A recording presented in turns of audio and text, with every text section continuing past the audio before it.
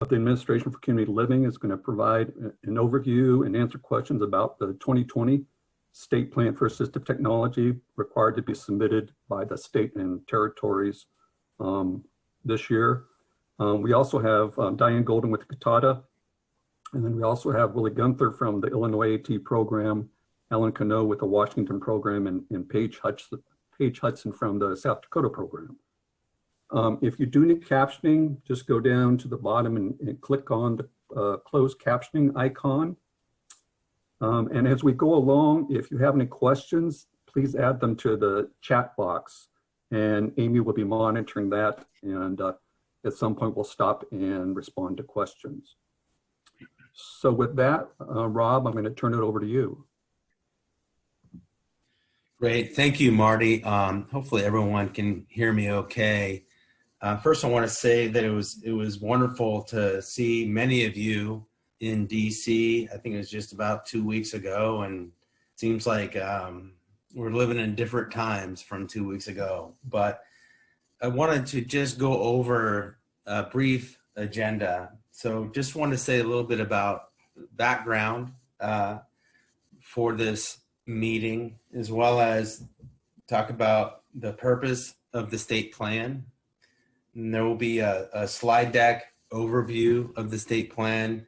You heard Marty mention a few names: Alan Cano, Paige Hudson, Willie Gunther, perhaps even Lori Markland, because she just submitted her state plan last night, may also chime in if given the opportunity. But that would be for some experiences, insights from a few AT programs that have completed and submitted the FY 2018 to 2020 state plan. And lastly, want to give folks an opportunity to talk about questions, comments. Excuse me a second. I actually have a fairly new cat that has become very interested in what I'm doing at the moment. So, but I'd like to start in with background.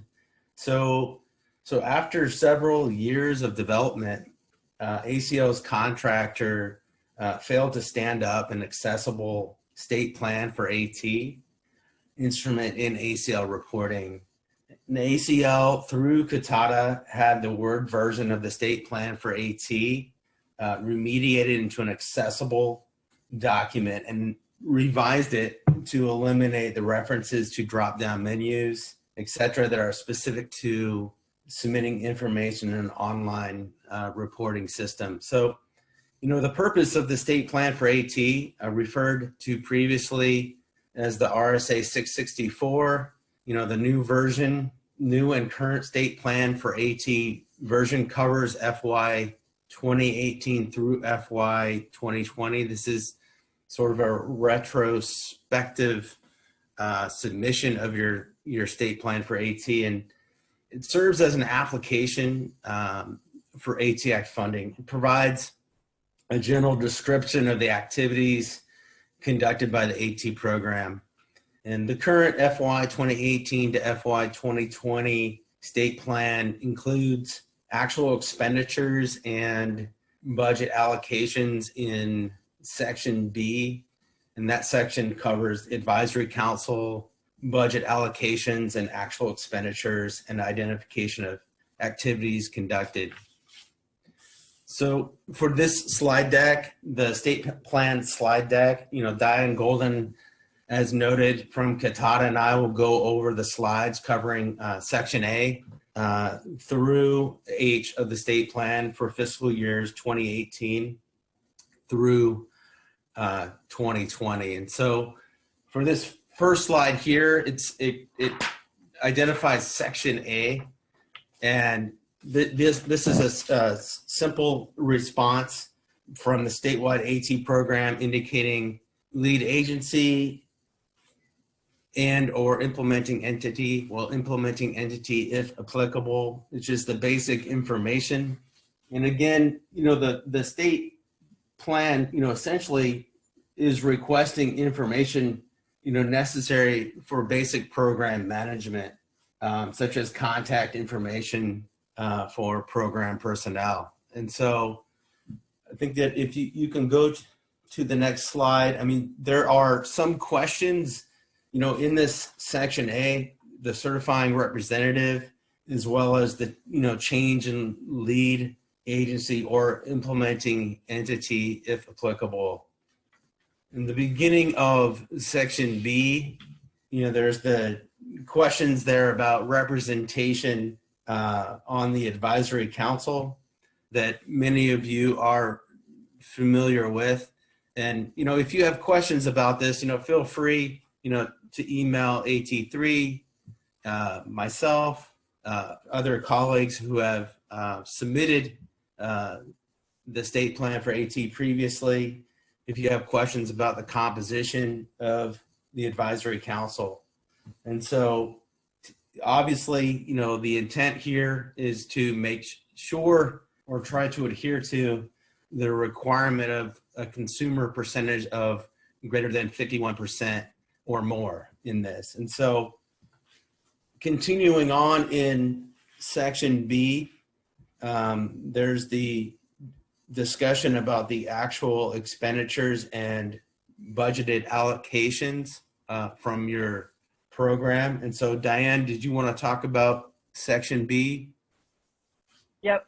And if you can advance the slide, the table should come up. So as everybody knows, this has been around for 2 years now. And as Rob noted, this is the 2018-20 state plan that we're submitting and that you all, the grantees, are submitting in 2020. So we're obviously at the tail end of this rather than at the first fiscal year of the 3-year state plan cycle.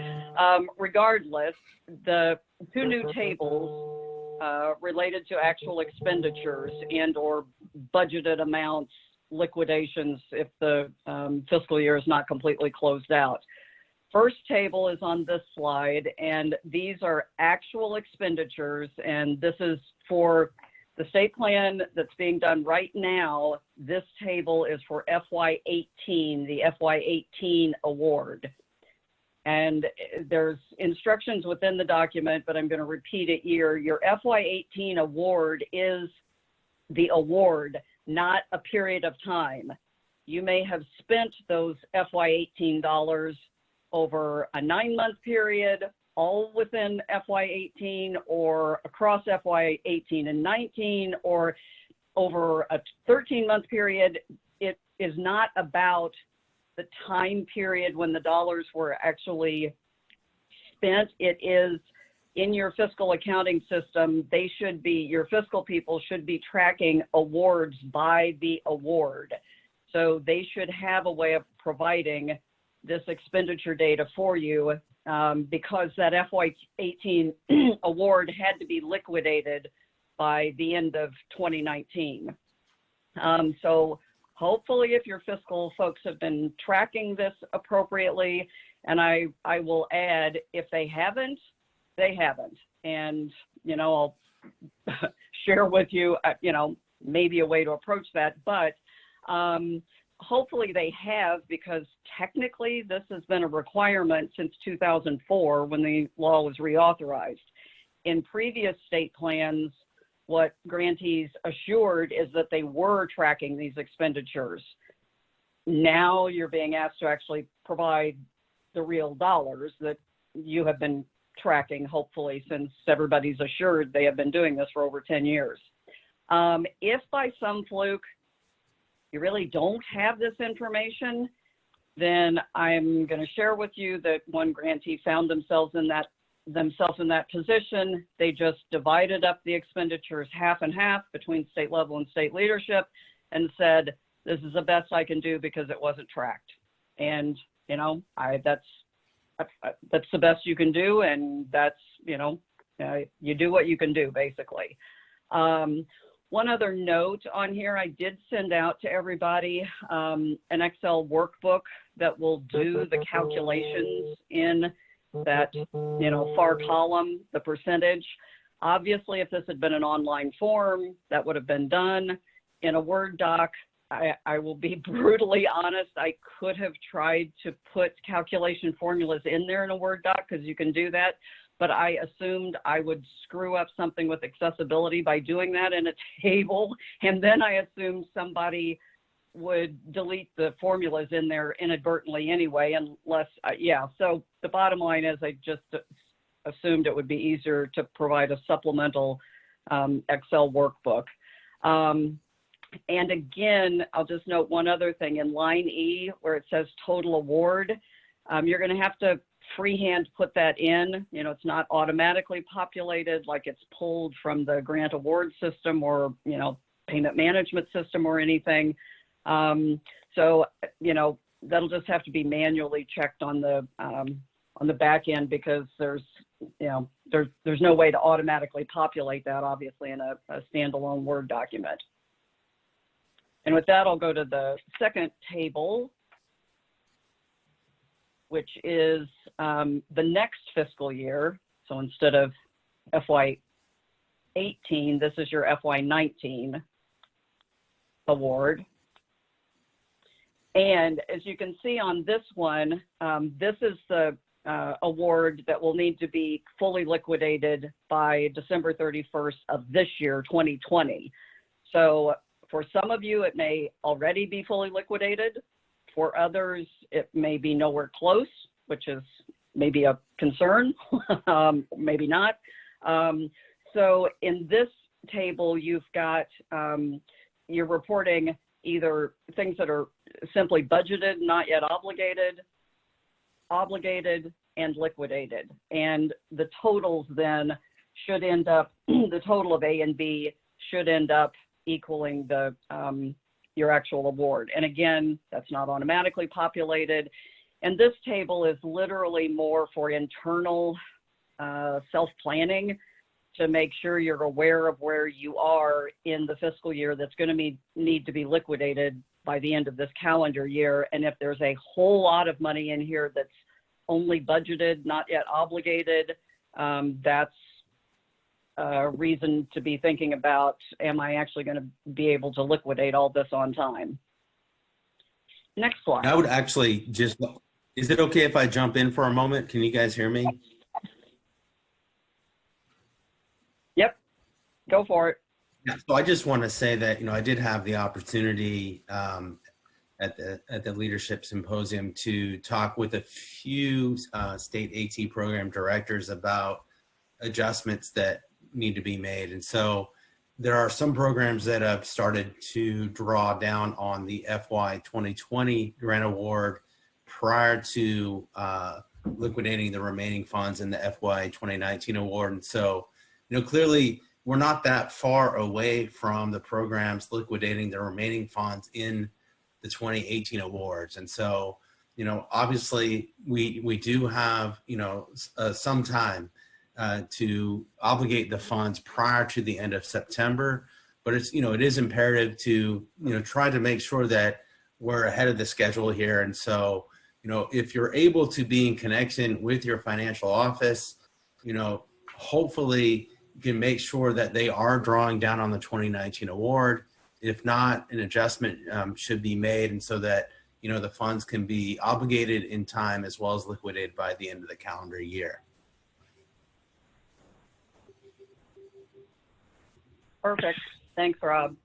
And again, that's part of the point of the exercise of that second table is it gives you a legitimate reason to get that information from your fiscal offices about where you are. And if the vast majority of your FY19 award is not even obligated yet, that's reason for you to be probably a tad concerned about being able to liquidate on time. So after section B, there's a kind of at the end of section B, there's kind of an overview of activities conducted. And this is, again, originally the intent was this to be sort of an online matrix. Obviously, when you're doing this in a standalone Word doc, it really doesn't work quite as well as it would have in an online form. But in general, what you're going to do with that table is identify which activities you're conducting, who conducts them. Either you do it directly, or you're contracting, or you have partners doing it, or it's a combination.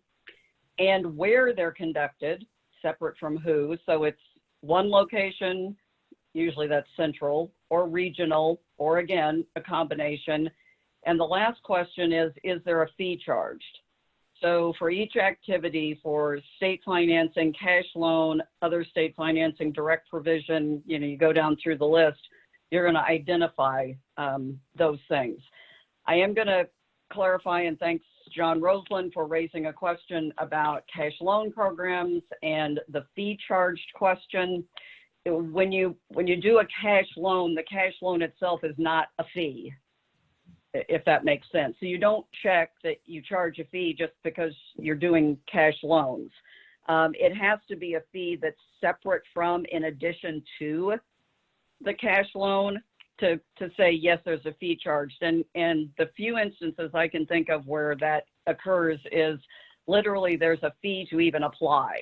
It really has nothing to do with getting the loan or not. It's just a separate fee to either you have to become a member of the credit union to apply, or there's just a fee to apply or to process. So in that case, that's when you would check there is a fee. Otherwise, the cash loan itself is not, quote unquote, a fee charged. And otherwise, I think it's pretty self-explanatory if there's any fees involved with, the other activities, whether it's reuse, so you're actually charging a nominal fee for things. And just to clarify, you may have a fee scale, but the majority of your people are not charged anything, and if you are charged, then you do check off, yes, there's a fee schedule. This table also has a second component, which is where you identify if you're claiming comparability or flexibility, and that's going to line up with the fact you're not conducting an activity, so instead you're claiming comparability or flexibility.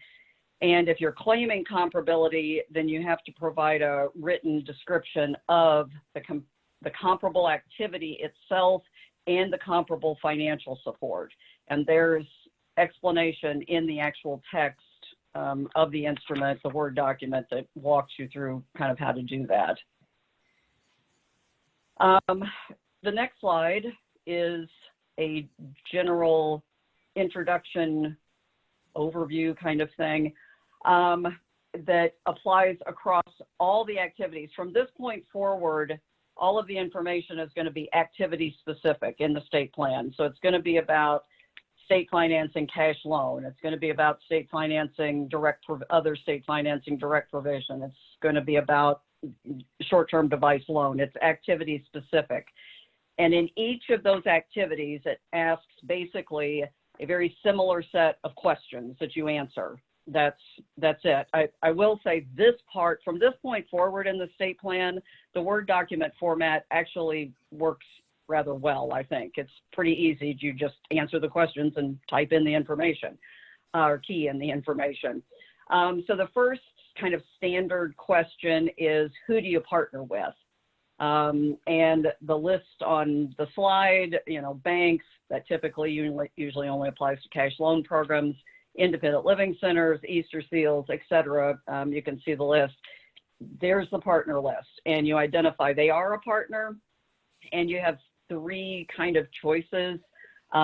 You get financial support from them, or you give financial support to them, as kind of the typical structure.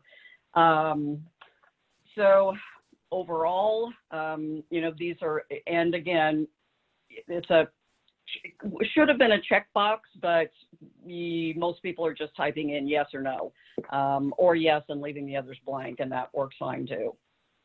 Next slide.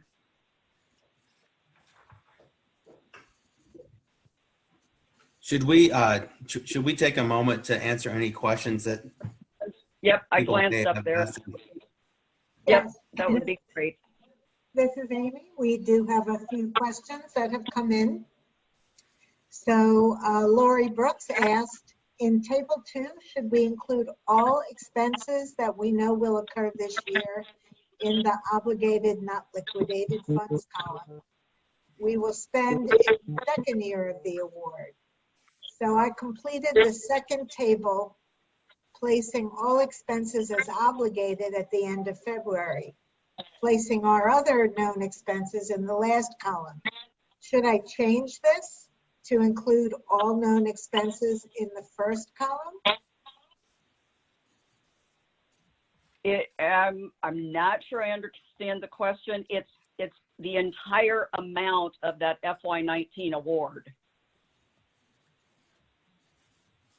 So, I mean, I don't know if the question is whether they're technically just planned or obligated, but that table is accounting for the entirety of the FY19 award. And as an implementing entity, you guys may have trouble even figuring out from your lead what they're giving you. You know, because it's possible they may be giving you a subcontract that includes 2 years worth of fiscal money. 2 different awards, you know, it could be a combination. So you have to account, the timing is really not the issue of, I mean, you can only spend it during the 27 months that you have it available, but it doesn't matter when in that 27 months. That's not it. It's that award itself has to be tracked. Okay, are we able to unmute Lori?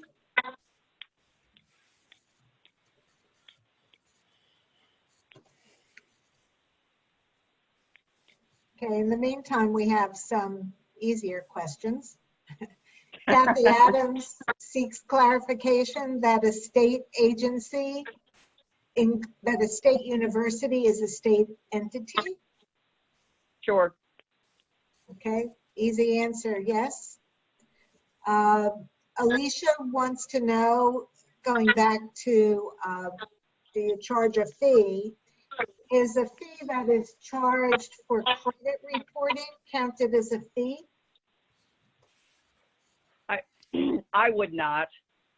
Anything that's really directly tied to the loan itself, it really is and this is going back to, because this is not a new question. This has been part of the state plan since the get-go about the fee charge thing. And typically in the past, the answer has been no. It really is those separate, way up front, separate, you can't even apply until you do this kind of thing. So, you know, what you spend on, you know, it's almost like closing fees for the loan. That's where you would kind of include the credit charge or whatever. No, I would not say that's part of a fee. Okay, we have a question from Christina in California. If the designated state entity and the implementing entity are both using funds for state leadership, who should complete the partner section with both having similar and different partners?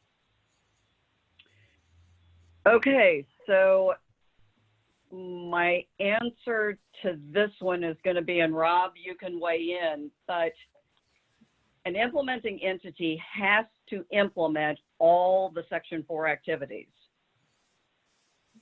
So I think by description, you are saying California really doesn't have an implementing entity.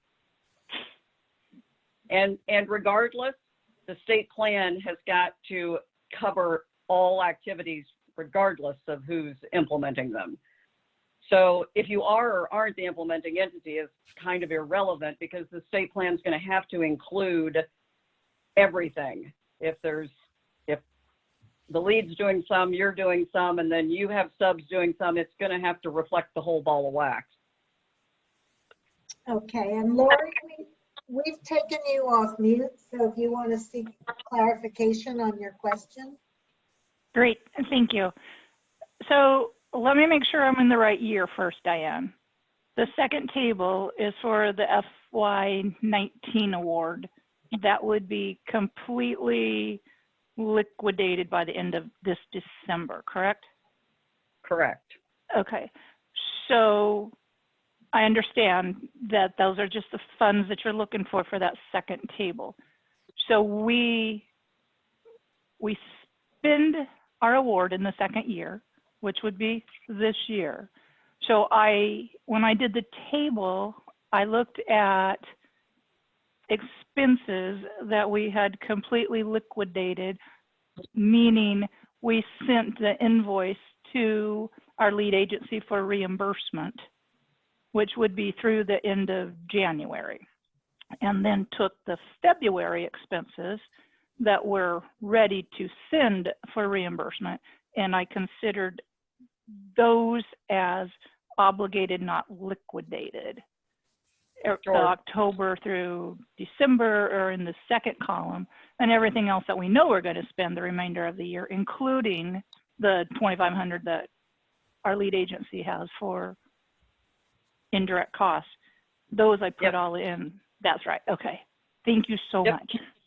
Thank you. You're absolutely fine, and as long as the total is the total of the FY19 awards, you're good to go. That's just, and yeah, I wouldn't get so hung up on, and in your case, honestly, you probably have access to fiscal expenditure data more readily since you're doing it yourself. For a lot of folks, you know, don't beat yourself up about on this second table if it's technically fully liquidated or just obligated liquid. It really is kind of where are you overall, and if you've got everything over in the plan not yet obligated at this time of year particularly, it's kind of a red flag. So yeah. Thank you. Okay, we have. And I just want to add to that, in that the state plans that I have received, you know, I'm showing in that column the planned not yet obligated expenditures that you know, those have been zeroed out. So you know, the main thing is showing in the total award for that fiscal year in table 11, the breakdown in the total amounts, showing what's also planned for the transition training, technical assistance, state leadership, as well as in the top row, the state level activities. Correct. Okay. We also had a question from Angela. Are we free to add additional other rows on page 15? There's one other row, and I'm going to repeat or maybe emphasize, there's one other row for other, and sure, you can describe. This is a written agreement, and this is not like we just talk to these people frequently. That's not it.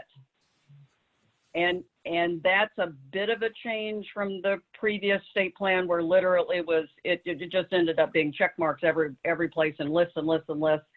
This is really wanting true partnerships. You know, there's some agreement, and, you know, it's a good thing if there's money going one way or the other. If not, it really is a solid agreement. You know, there's a clear delineation of you're doing this for us and we're doing this for you, and it's not just we meet quarterly. Good, I think that's helpful, describing that there's really something formal. Okay, we had, well, that sort of relates to Alicia's question about defining partnership again. So I think that clarifies that. And that is all we have in the chat inbox right now. Cool. And Rob, I think I'm going to go through state financing, right? And then you're going to pick it up? Sure, that's fine. Okay. So section C starts the first of the actual activity specific stuff. And I mean, literally it's how, you know, which is with whom, that's addressed in that overview table up front. And then the questions that it's going to ask are, you know, what kind of loans do you offer? And again, you know, this was supposed to be a drop down box where you could check them off, but you can either put an X, you can just type yes behind it, you know, whatever works for you. Identifying the type of loans, the interest rate, highest, lowest loan amount by policy. And then the much bigger part is describe the activity and provide a URL if there is a specific URL for the cash financial loan program. And in some cases, there is one, and in other cases, folks have either written in just their general URL or said there isn't one, you know, there's not a unique URL for this program. If you go to the next slide, it is the same kind of information about other state financing activities that directly provide AT. So that's the telecom programs, the ICANN Connect, last resort funds, all those kinds of things. Same thing. You know, it's a how, who's doing it, the conducted table, identify the what the activity is from those choices, and there's an other, and you can write in, and then describe it and provide the URL. If you go to the next slide, it's exactly the same information related to other state financing activities that create savings. And that's cooperative buying activities, AT leasing, fabrication activities, AT maker programs, those sorts of things. And you will see this basic structure repeated over and over again for each of the activities. It's mostly a narrative description, providing the URL, and with some of them, there's at least one question. And again, if you take a step back, I mean, the original intent was to be able to use this information in a database to produce, you know, national tables that said, so how many people are doing this activity with this specific parameter. In the case of cash loans, you could pull the amount of loans by policy, the range, and display that. Obviously, doing this as a Word document, that's going to be a little challenging to do, but at least the information will be there and on file for ACL. And with that, Rob, oh, and I am looking up, I see the question from Angela.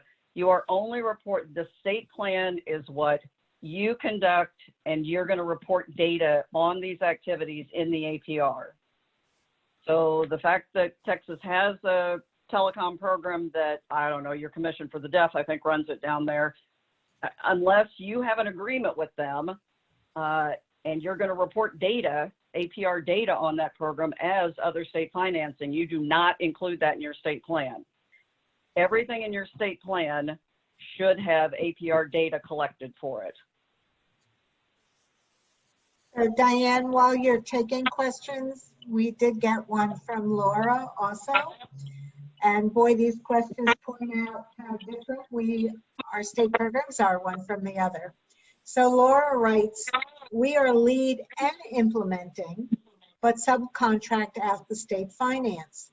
The subcontractor has an agreement with the bank, but as lead implementing, we do not. So do we make it yes or no? You know, your call. Truly, it's your call. And what you're describing is not uncommon for cash loans.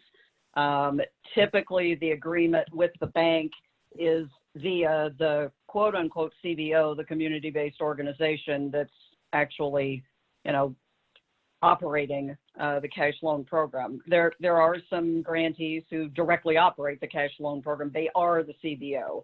But in the case where you're not, and that's a subcontractor or a partner, a formalized partner with you, you know, because you're getting that data.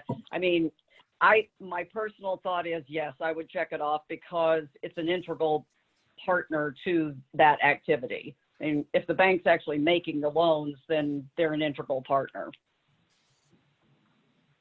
Okay. And there is a very formal arrangement between the CBO as your subcontractor and the bank.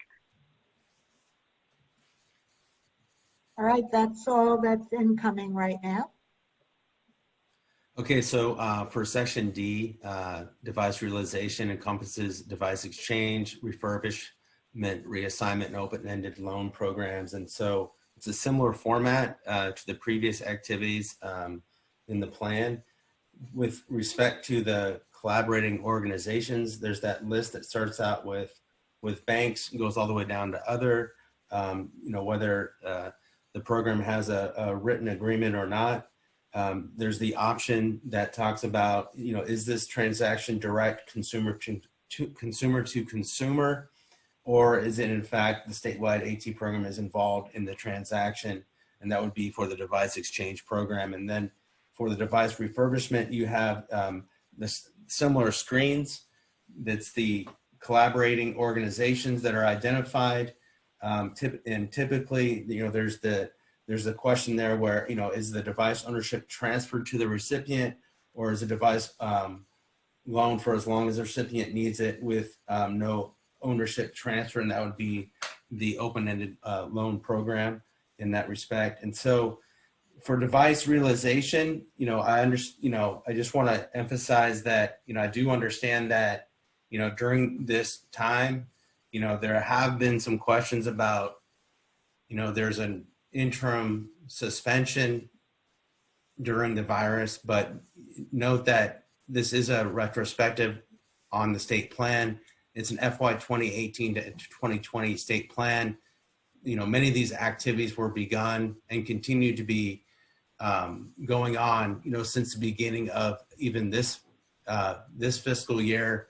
And, the hope is that we'll be able to, continue these activities, even though there may be, times for some of the lead agencies and implementing entities where there's a suspension of activities. So again, when you're filling out these activities and you're describing the activities, there's the opportunity to provide the text there about, what options are provided for consumers. Just, write it like you would have written it, prior to this past month.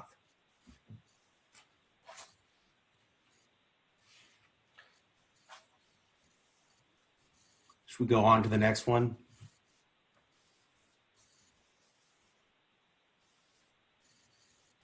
So for short-term device loan, it's similar questions.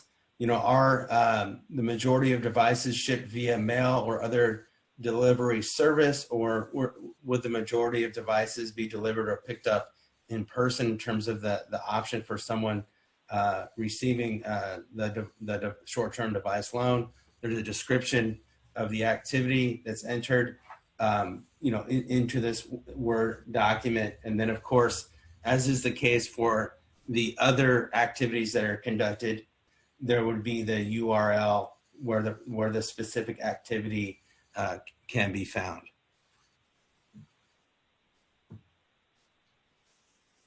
So the next one I think would be device demonstration. And again, it's laid out in the same way that the other activities are laid out. There's the device demos that are conducted through collaborating organizations conducting the activity. There's an opportunity to describe the activity and then providing the link. So it's fairly straightforward for the device demo.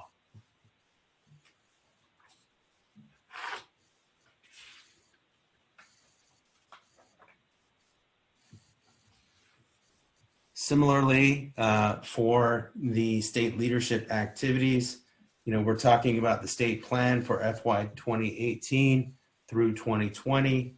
So there's the training activities screen where there's an opportunity to provide some information about the planned ICT accessibility training that was provided. There's the planned transition training or other training activity, planned statewide conference or other training activity. These are, are optional. The required one, though, is the planned ICT accessibility training here. Now, whether it be the training or technical assistance, that would, speak to the 5% requirement within the funds allocated for the state leadership activities. For transition, that would be for students or older adults transitioning back into the community.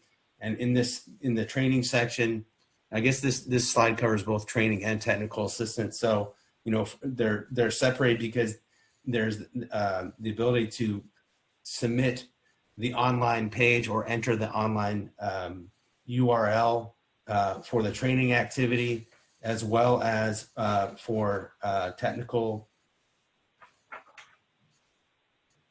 assistance. Doesn't really have the URL, but it's just, there can be a link in terms of providing the technical assistance or training assistance activity that is required for for folks to contact the AT program. So the section has a similar collaborating organizations, providing a short description, the requirement in conducting the TA activity, and planned other technical assistance activities which are optional. Moving on to public awareness activities under state leadership. There's the exact same collaborating organizations conducting the activity. There's the description that can just be entered in that Word document where you're talking about a major annual plan or other public awareness activity that's required in the state plan. There's an opportunity also to provide optional plan or other public awareness activities. Information and assistance activity. So for information and assistance, after indicating the collaboration with the additional organizations conducting this activity, there's a description of that activity that is entered in the Word document.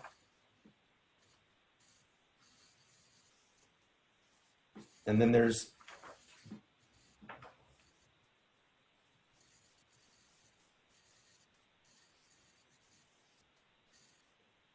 and I think that's the end of this before we head on to section H.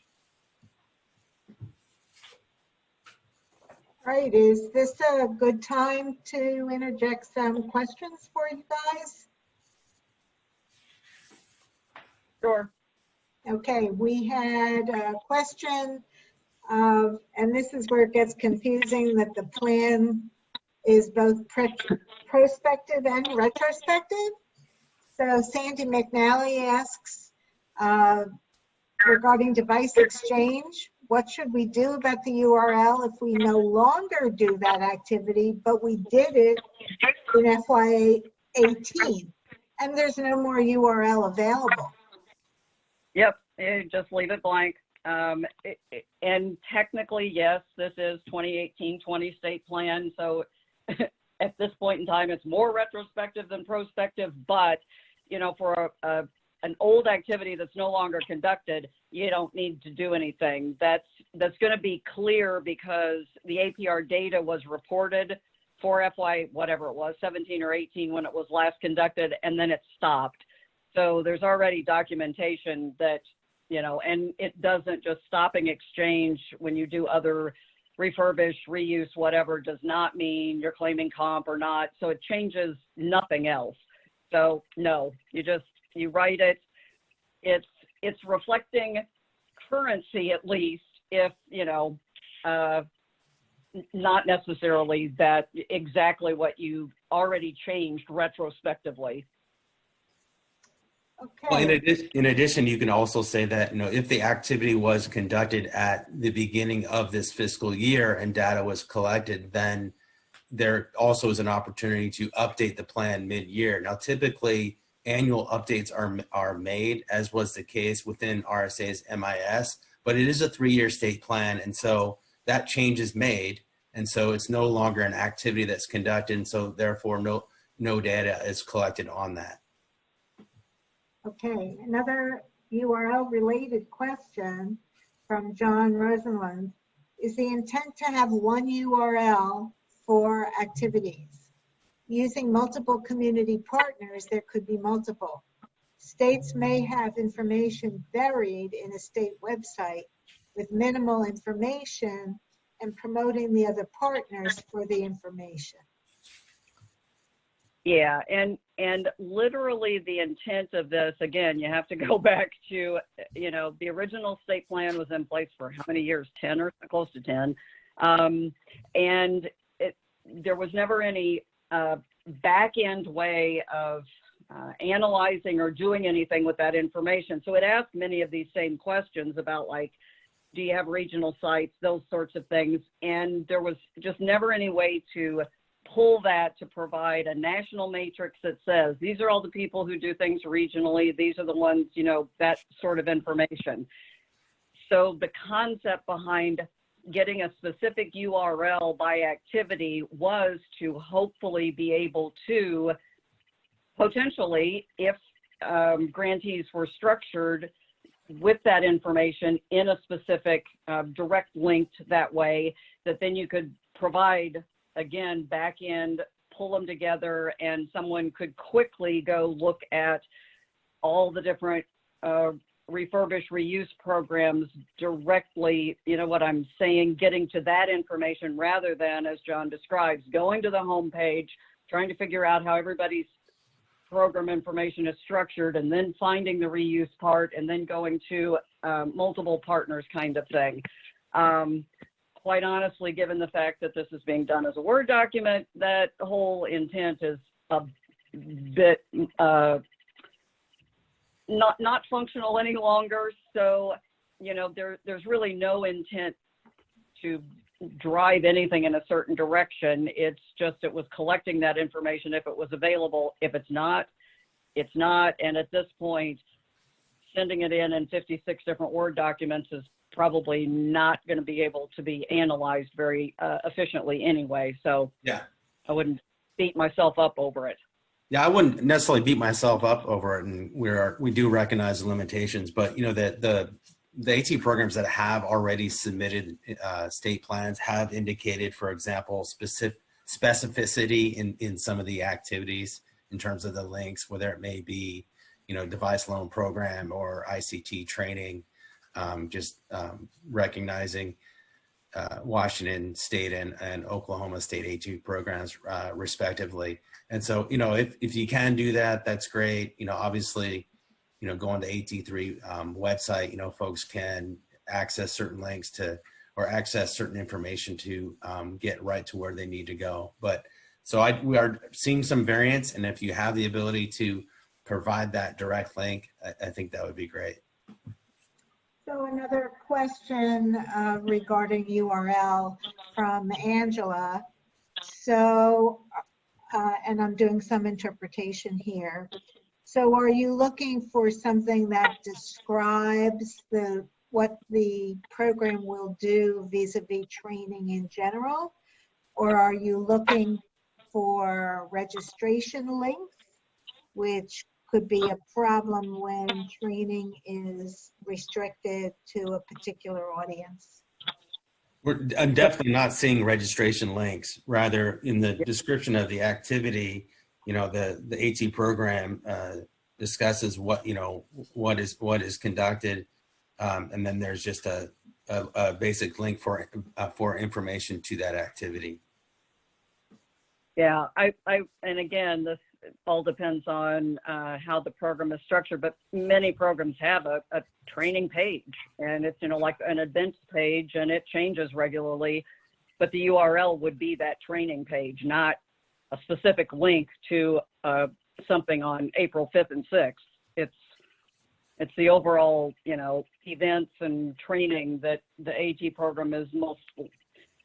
Hopefully it's not just a listing of external events, but it's actually training the AT program is conducting. Yeah. Okay, that is all that's in the chat waiting for answers right now. So continue, please. So for section H, it's the assurances and measurable goals. And so in order to respond to the assurances, you know, within that Word document, you can answer yes to the assurances that are 1 through 25, all the same questions as you're familiar with from before. And so the general description of measurable goals, you know, certainly stated there. Recognize that in this state plan, it's a bit different than the previous state plan, where at RSA, the measurable goals were done a bit differently. And so for the measurable goals here, when we're looking at the access goal, performance measured data, the acquisition goal, performance measured data, those are found in the annual progress report, the APR so it's the AT APR for state AT programs for both the access and acquisition goal information.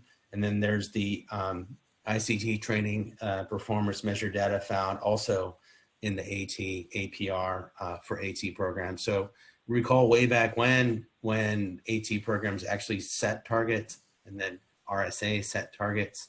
ACL does this a bit differently, and we were able to have that information moved from the state plan into the AT APR.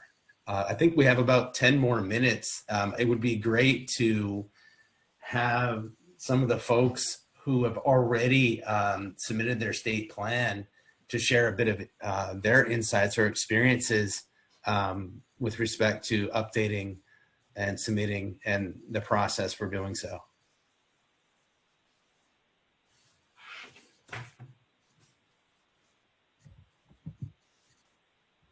This is Paige Hudson from South Dakota. And I worked with, can you all hear me? Yes. Oh, okay. When I got the state plan, I was a little bit miffed because I didn't know it was coming, and it was going to happen, then it wasn't going to happen, then all of a sudden it started that we had to have it done in a very short period of time. So I didn't know a whole lot about it. The thing that I found really helpful were the instructions on each question. I did have to reach out to Dave Shear to help answer some of those questions. But even as we've gone through today, and I was going through my answers as we were going through this webinar, and it makes more sense as you continue to read through it. At first glance, being a new director, it was very confusing to me because it was retrospective. Our state lead and peer was saying, how can this be a state plan if it's from data from 2 years ago? And I'm trying to figure that out, but I know that it's because we needed it to be accessible, and that's really all that I could tell them at the time, is that we needed to put it into an accessible format and then include it up through fiscal year 2020. But it did help out to use AT3, Dave Shear, to go through that. I think it was a good exercise in figuring out exactly what all these elements mean and have meant in the past and what we're going to need to be producing in the future. So I know that's not a lot of concrete information, but that's how it went down for me. And I look forward to it next time. So I know a whole lot more about it than I did before. I don't know if Dave wants to talk anything about it, or that's about all I have on it at this point, unless anybody has any questions. I think that Alan Canoe and Willie Gunther may chime in, and perhaps even Lori Markland.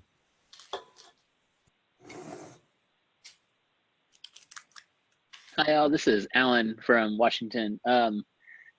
Coming from a state university, the state plan pretty much serves as our grant application that we need to use with our Office of Sponsored Programs to legitimize the program at the university. So I had to get buy-off from the Office of Sponsored Programs. I think it's helpful if you can find your previous state plan, the one from 15 through 17. That is a good one to sort of start off with if you feel like you're working from nothing. We did several updates throughout the years, and you can use those as well. But there's a good jumping off places to at least get some of the verbiage you used in the past and updating those as appropriate for the new plan. We also run this through our advisory council. We usually discuss this during our summer or fall meetings and talk about what we're doing and what we may do differently in the years to come to help meet our state mandates. I think that's all I wanted to say right now. If anybody had any questions, I'm happy to answer any too.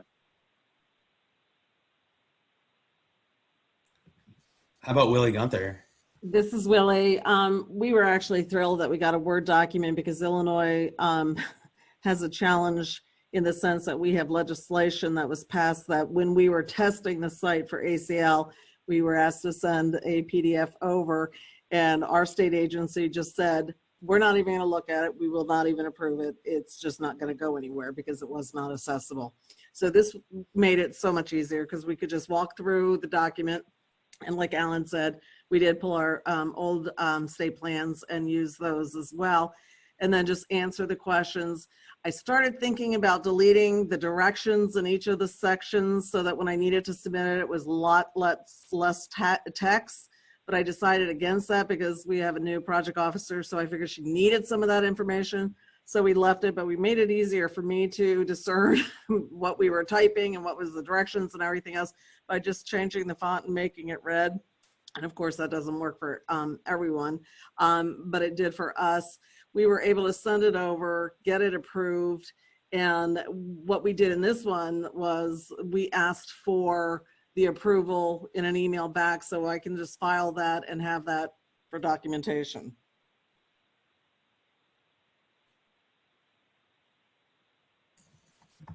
And I'm going to jump in here. I have been responding in the Q&A instead of the chat box. Laura asked a couple questions about like deleting the instructions, and if that's your call.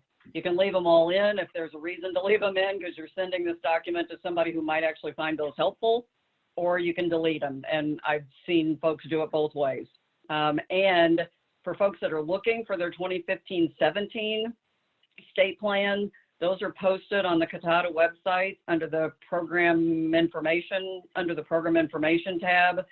And you go to your state and it's there along with your current APR. So that's at least one place to go get the 2015, the original 2015-2017 state plan.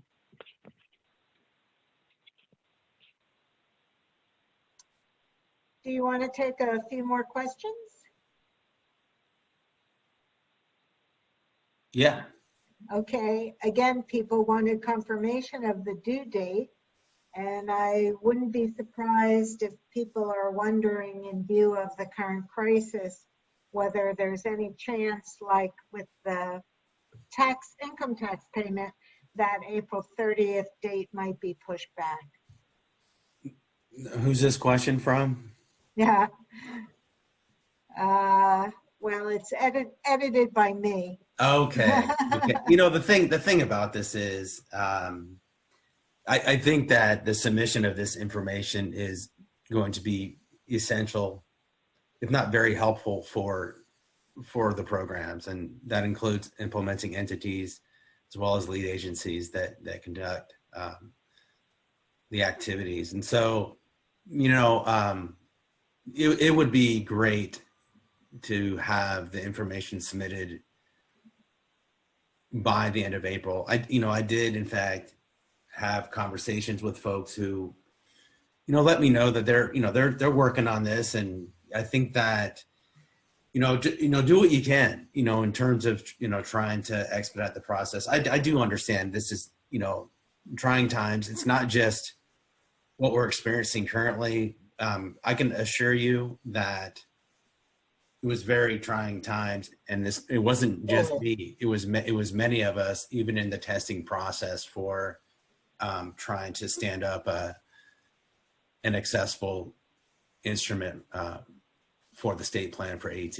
And, we're going to be looking at having to seek OMB approval on a new version fairly soon. So, I mean, if you're able to go in and enter some of that information, I think I heard that, it's kind of like, waiting until Sunday night to, finish your homework and you realize it's actually not that bad, entering this information. But, we can certainly have conversations about it. I'm sure there's going to be a lot other things happening. I'm aware of the challenges. So, if a program, might have some challenges, please let me know, and, I'll have conversations with people at ACL. And if there's a way of, the feedback has been great, and we'll always want to make sure that we can, have it be a mutually advantageous situation. So hopefully that helps as a response. Yeah. So we did have some other questions and kudos. One from Lori, that the Excel workbook was very helpful, and advice to follow the Word document step by step, that it's really not such a big job. We also had a comment about some accessibility concerns. Where did it go? Well, disappeared. I just replied, so it's under the answered now. I just replied. Yeah, just as background, again, what you all got is a remediated Word doc. So that doc in and of itself is accessible. Now, you can, it has like check boxes that technically, the box itself is, you can tell it's a checkbox. It's not meant to be a fillable checkbox so that you can actually check it and there's any accessibility there. In fact, I mean, I don't even know if you could. I guess maybe in the Word, if it, I don't know. I haven't even tried. Bottom line is, if you just type in text, everything should be fine, and you can actually share and post it as an accessible doc. If you try to do anything else with it, it's probably going to get, yeah, not so good. Obviously, it would be much better for this to be a fillable PDF, you know, so that it actually, you know, there's an accessible fillable PDF where it looks like a, you know, interactive form and the end product is actually much prettier and all of that stuff. That's a lot more of a remediation effort. And just so that you know, that Word document is the original Word document that was developed, you know, 10 plus years ago and then edited a bazillion times. So, you know, it's code on top of code on top of code, and literally it's kind of a mess. So anyway, again, it's the best we can do given where we are right now so that you actually have an end document that you can share and post as, you know, with the public. So. And just a little editorial comment that it's A, not etched in granite, and B, yes, you should be updating any substantive changes that happen during each year in between plans. Yeah, and I do see the question from Angela in Texas. Do we usually update plans every year? And, you know, this is a 3-year OMB approved plan. You know, typically, you know, we do allow for the programs, or what I just say how we used to do it at RSA in the MIS is that the plans would roll over, and if no changes were necessary, there was still the ability there to sign off on that plan for that next year. You know, if updates were made, then, you know, the email will be sent to me alerting me as to what was being changed. And of course, the approval process was much different, publication and what have you. You know, but for the time being, you know, what we have is this. And, you know, if you can email to me as an attachment, the plan and sign off, that would be great, you know, when you can. So appreciate everyone being on this call. Yeah. And, you know, obviously I know that there's a lot happening. Yeah, Rob, just in case anybody is interested, I am sure folks that have already submitted their state plan would be willing to share. So just FYI.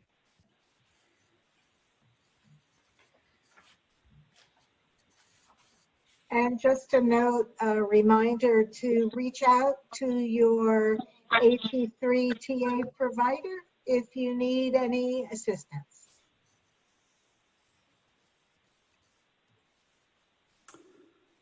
Well, if that's all, I want to thank everybody, Rob and all the panelists. I hope this has been really helpful to people.